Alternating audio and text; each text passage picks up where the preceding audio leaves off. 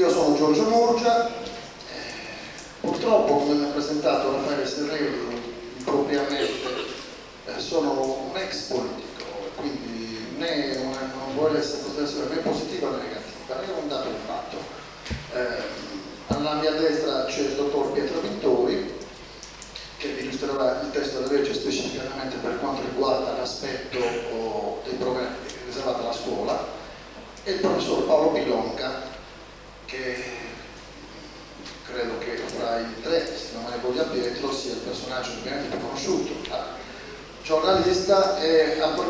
studioso e attualmente capo ufficio stampa della Giunta regionale. Il mio compito è quello di fare un brevissimo, mi sono impegnato 4 minuti, escursus storico della legge sulla cultura, ovvero la legge sulla lingua, inquadrandola nel contesto, direi, europeo e italiano, perché è pur vero che la legge è stata approvata, ma quella che è stata approvata è una legge da un certo punto di vista anche una legge mutilata, se vogliamo, comunque attenuata notevolmente nelle facoltà che poi saranno riservate ai sardi nel legiferare nella materia. È un ritardo notevole nel quale siamo arrivati, si è partiti già dal 78 con una proposta di legge di iniziativa popolare, era stata portata in Consiglio regionale una proposta di legge attraverso le firme, così come previsto nello statuto speciale, che poi era non tanto una proposta di legge regionale, ma una proposta di legge di carattere che il Consiglio regionale poi ha trasformato in proposta di legge nazionale. Il Parlamento non appoggiò, dopodiché il Consiglio regionale nelle successive legislature, sto parlando 78, quindi l'8ª legislatura, nella 9ª e nella 10ª legislatura approvò ripetutamente la legge, che fu nelle 2 volte successive bocciata poi dal governo e poi cassata dalla Corte Costituzionale in alcuni articoli. In questa 11ª legislatura finalmente l'articolo 6 della Costituzione e l'articolo 5 dello Statuto in qualche maniera hanno una minima attuazione. Abbiamo una nostra legge, evidentemente risente dei benefici del momento, del clima, che non solo in ambito politico regionale ma anche in ambito nazionale e europeo in questa materia, diciamo, è molto più favorevole. Voi sapete che nel 1992 è stata approvata anche la Carta europea delle lingue minoritarie e che il Parlamento europeo, in particolare la Comunità, quindi successivamente su questa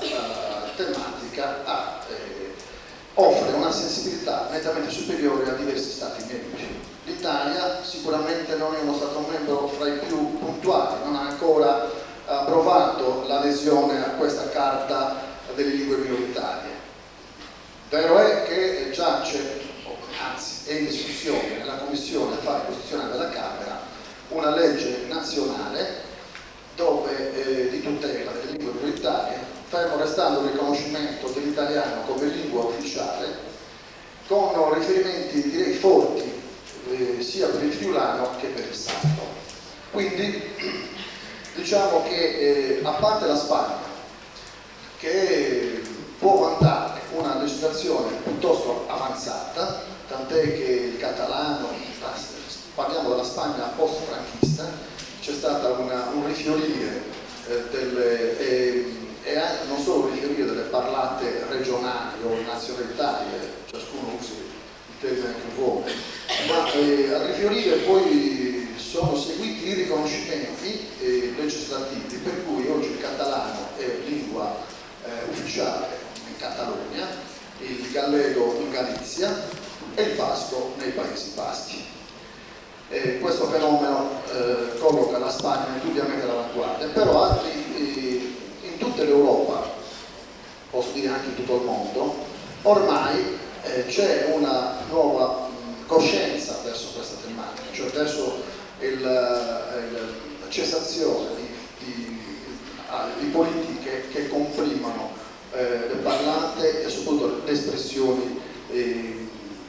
delle genti, dei popoli, quindi il diritto non so, alla lingua madre e quindi anche il riconoscimento delle specificità. Potrei fare anche esempi nell'ex Unione Sovietica, lì sono anche esperienze personali. Io ho avuto modo di lavorare nell'ex Unione Sovietica quando ancora erano comunisti, quando vigeva ancora il socialismo reale, e successivamente, specificatamente in Kazakistan, perché il Kazakistan per una serie di ragioni di natura istituzionale e poi perché successivamente fondai un'associazione Sardegna Kazakistan e ho potuto personalmente vivere l'evoluzione che non solo il Kazakistan ma buona parte delle ex repubbliche dell'Unione Sovietica hanno vissuto, cioè da un'imposizione del russo come lingua non solo di comunicazione ma lingua ufficiale. Il rapporto si è capovolto e oggi, giusto per citare il Kazakistan, dove esistono circa 90 etnie, i bambini delle scuole materne, delle scuole elementari, a loro viene insegnato l'uzbeko o il tedesco secondo l'etnia, o il russo o il kazako, e poi il russo come lingua di comunicazione e poi l'inglese. Nelle scuole materne del Kazakistan un bambino è aiutato e portato all'insegnamento di almeno 3 lingue: la lingua madre, la lingua di comunicazione ufficiale e poi la lingua straniera. Mi sembrano spunti frettolosi, ma io ritengo che possono essere anche utili. Comunque, il problema della lingua e della legge, soprattutto poi sarà Pietro che approfondirà il tema,